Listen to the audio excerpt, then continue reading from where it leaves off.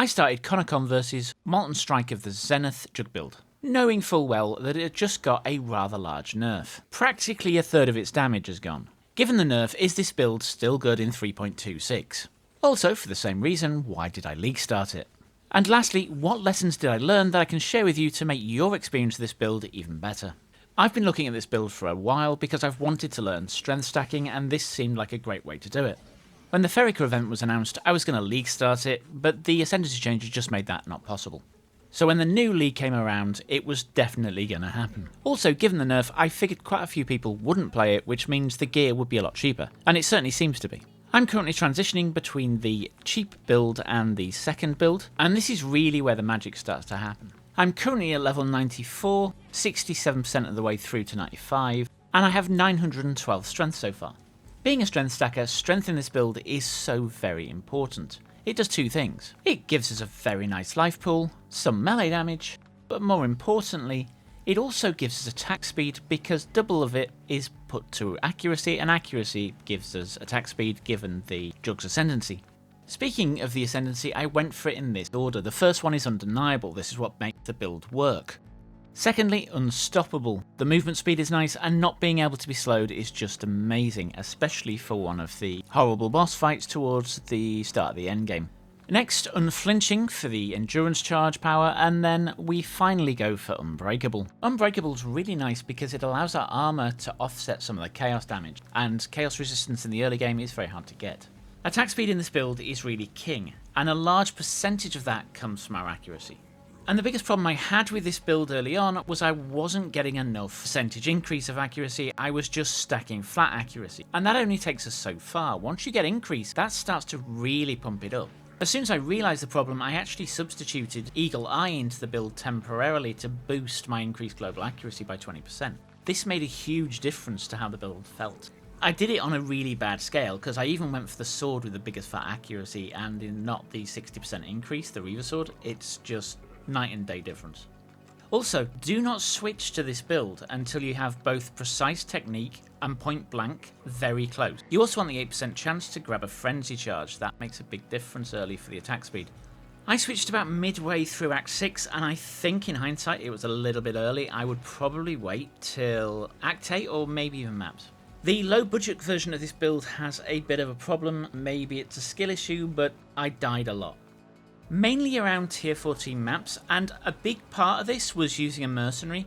The 25% increase of incoming damage and the 25% more life that monsters have is an absolute killer. Do not use mercenaries early in high tier maps.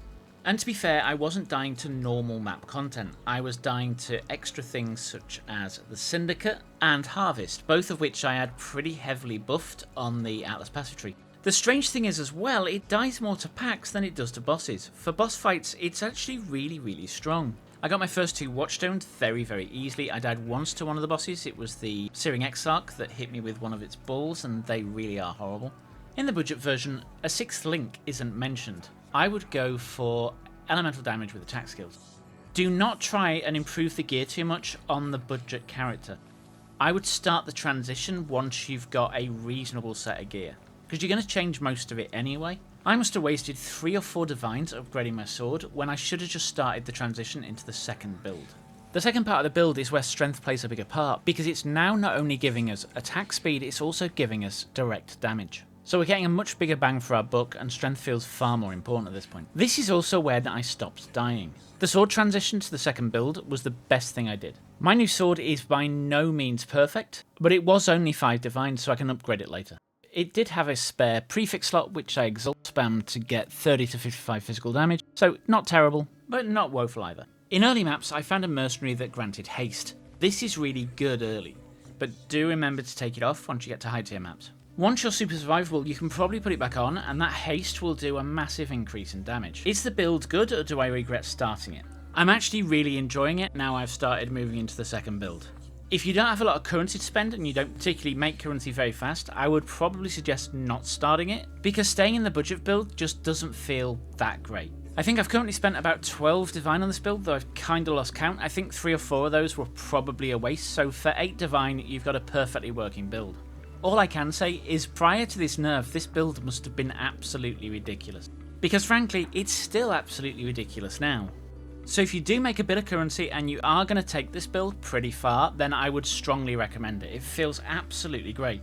Just firing out this many balls this quickly is just, it feels just so good. Just one last thing to note, in the build guide, he suggests taking excess sustenance as the anointment on the amulet. I found this to be a bit hit and miss early, and I actually went for Circle of Life instead. This gives 10 life per enemy hit with attacks, so it's not a chance-based thing.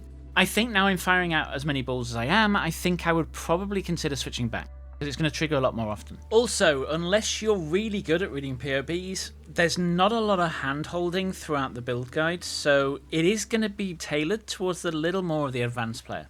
I think I would have struggled with it if I was a beginner.